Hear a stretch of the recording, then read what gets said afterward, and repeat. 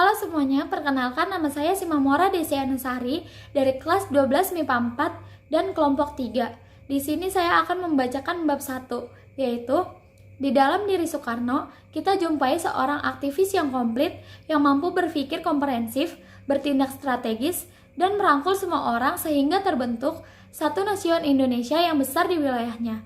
Penyambung Linda menunjukkan bahwa ia hanyalah instrumen rakyat, penyambung dari kata dan hati rakyat yang sebenarnya, dan tidak boleh dipelintir dan ditunggangi oleh kepentingan pribadi. Karena itu, peristiwa G30S 1965 pertama-tama tujuannya justru adalah penyingkiran Bung Karno, dengan terlebih dahulu memotong dan menghabisi kekuatan pendukung utamanya, yaitu PKI. Bung Karno lebih berhasil menerapkan Marxisme ketimbang PKI, yaitu kemampuannya merangkul semua pihak yang sangat berbeda-beda agar semua pihak bisa bersepakat dan bersama-sama berjuang mencapai tujuan yang ditetapkannya, yaitu sosialisme Indonesia. Kalau mereka konsisten, hendak mewarisi ajaran-ajaran Bung Karno, maka dengan sendirinya mereka juga harus menjadi Marxis dan sosialis. Perkenalkan, nama saya Prabu Hanggara. Bab 2. Marhanisme sebagai Marxisme ala Indonesia. Marhanisme diadopsi Bung Karno dari nama seorang petani yang ditemuinya saat melakukan riset di daerah Bandung Selatan tahun 1920-an. Bung Karno menyebut Marhanisme sebagai Marxisme yang diselenggarakan, dicocokkan, dilaksanakan di Indonesia. Dalam Marxisme, menurut bacaan dia, selalu ada kelas sosial yang memainkan tugas sejarah untuk mengubah relasi produksi agar sejalan dengan tuntutan kemajuan tenaga produktif. Proletar adalah terminologi yang digunakan oleh Marx untuk menjelaskan sebuah kelas yang dilahirkan oleh perkembangan kapitalisme di Eropa. Namun demikian, ia tidak menampik peran kepeloporan yang dimainkan oleh proletar. Dan ingat, mereka termasuk sektor sosial yang paling dikorbankan oleh neoliberalisme selain kaum buruh dan sektor kaum miskin lainnya. Perkenalkan, nama saya Nindi Dianwardini dari kelas 12 MIPA 4. Akhir-akhir ini ada suasana baru menggembirakan yang tengah tumbuh di tengah gerakan kiri kaum muda Indonesia. Tulisan ini setidaknya melihat ada hal yang patut dielaborasi terkait dengan bagaimana kita memahami sekaligus mengkritisi pikiran dan aksi politik Soekarno dalam biografi politiknya.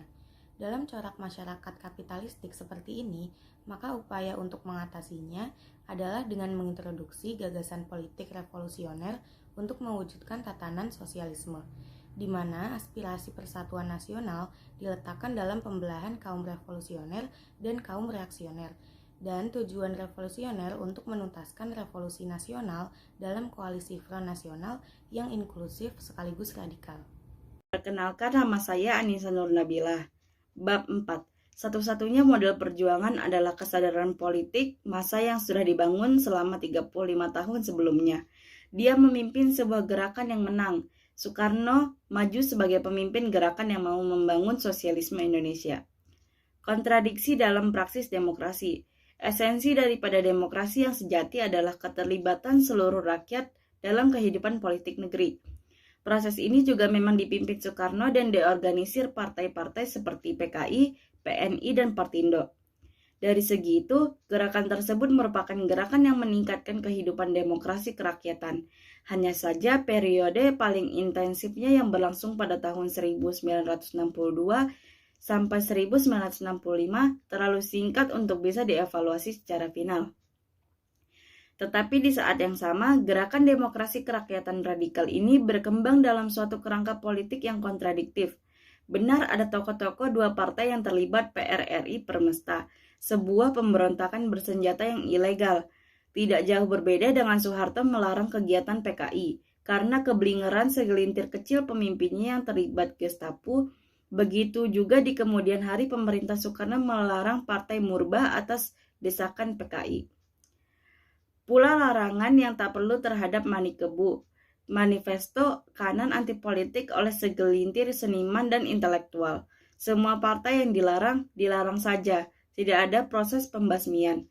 Dengan dilarangnya PSI dan Masyumi, bahasa politik konservatif dan kanan kehilangan ruang gerak padahal masih cukup banyak rakyat Indonesia, biarpun mungkin semakin minoritas yang menganutnya. Nama saya Tia Lutfi Maharani dari 12 MIPA 4 akan mempresentasikan bab 5 sejarah Indonesia yang mengenai pengkhianatan terhadap marhaenisme atau yang disebut bab 5.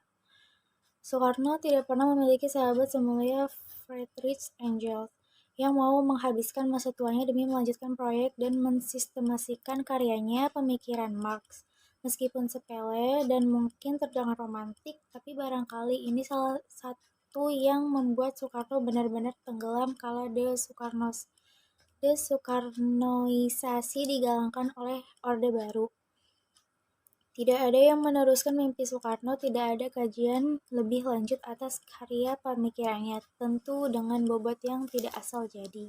Ada pula siapa Marhaen. Marhaen yang dimaksud tidak hanya sebatas yang telah diceritakan oleh Soekarno dalam Penyambung Lidah Rakyat, yang mendefinisikan Marhaen sebagai nama petani yang memiliki sedikit alat produksi tapi dimiskinkan oleh sistem.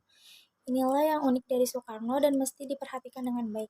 Ia sering menggunakan bahasa yang dibuat sedemikian rupa dipahami oleh rakyat, sehingga ia pun sering menggunakan cerita-cerita sebagai alat untuk menyampaikan pemikirannya. Bahkan ia pun menggunakan personifikasi untuk menggambarkan realitas yang luas. Yang terakhir ini kita bisa melihatnya dari Marhaen dan Sarinah. Keduanya personifikasi yang diangkat guna menggambarkan realitas yang luas. Assalamualaikum warahmatullahi wabarakatuh. Saya Cahyo Datul dari 12 MIPA 4 Makan Rangin Bab 6. Tidak lama setelah Bung Karno meninggal, saya terima surat dari seorang teman. Dalam surat itu dia cerita betapa dia heran ketika jenazah Bung Karno dibawa secara khidmat sepanjang jalan-jalan raya di Jakarta. Mendadak dia mulai menangis terseduh-seduh, tetapi saya sendiri menduga bahwa sebenarnya dia cinta sama Bung Karno dan sekaligus sangat kecewa dengan kesalahan-kesalahannya. Sekarang, setelah lebih dari 30 tahun, sangat mungkin bahwa tidak ada orang lagi yang marah pada Bung Karno, karena kemarahan itu sudah terberai di bawah ombak-ombak raksasa kemarahan yang lebih baru dan lebih sengit. Cuma kadang-kadang berubah menjadi pujaan, seolah-olah Bung Karno adalah semacam dewa atau raja besar, bukan seorang manusia biasa yang juga luar biasa. Tidak mungkin lulus dari TB, cetekan pertama, dan tipis kemungkinan menjadi presiden pada tahun 1945 karena sudah berusia 64 tahun, yang untuk orang Indonesia pada masa itu terhitung tua banget. Bung Karno berusaha membendung desinkrestasi yang mendasar ini dengan sekuat tenaganya, tetapi tidak selalu secara bijaksana akibat Darul Islamnya Sekar Maji Kartosoewirojo, peristiwa Jikini, macetnya Konstantuante, dan juga PRRI.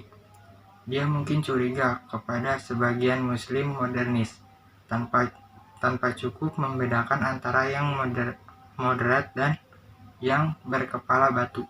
Justru NU yang sinkretislah yang disenanginya.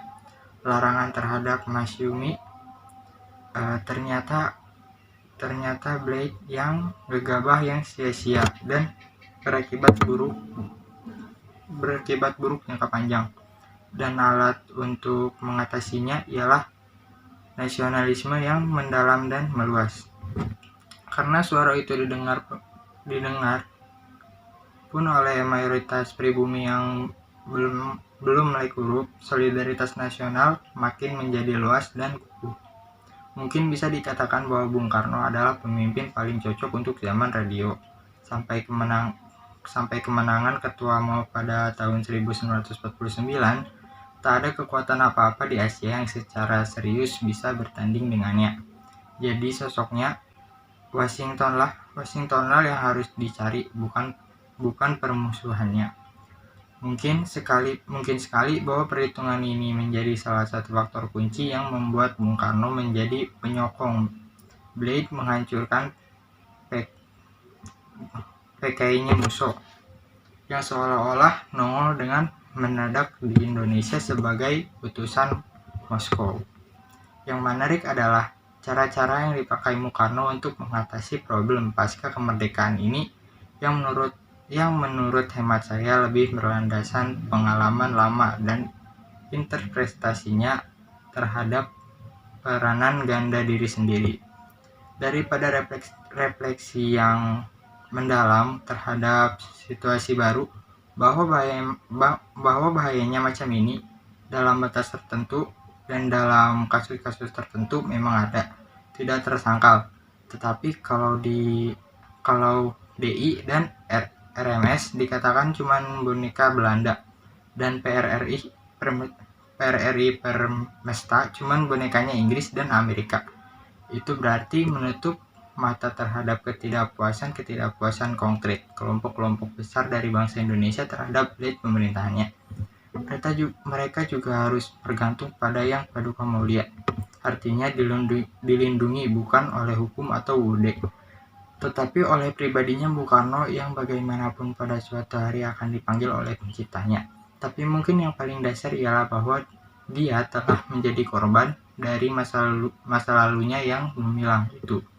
Setelah merdeka, Indonesia memerlukan kepemimpinan baru dan nasionalisme gaya baru. Setelah itu, Bung Karno mengeluarkan konsep Nevos melawan All the Force dan poros Pyongyang, Pekin, Hanoi, Phnom Penh, Jakarta.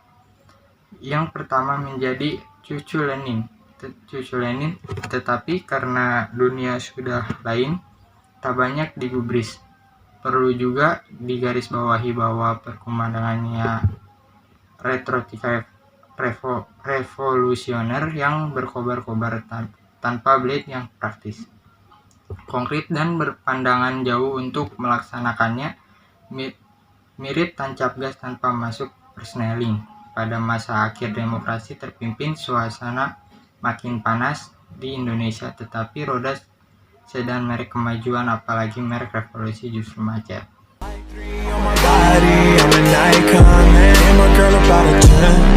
I should fuck her in a Benz. Niggas say they run my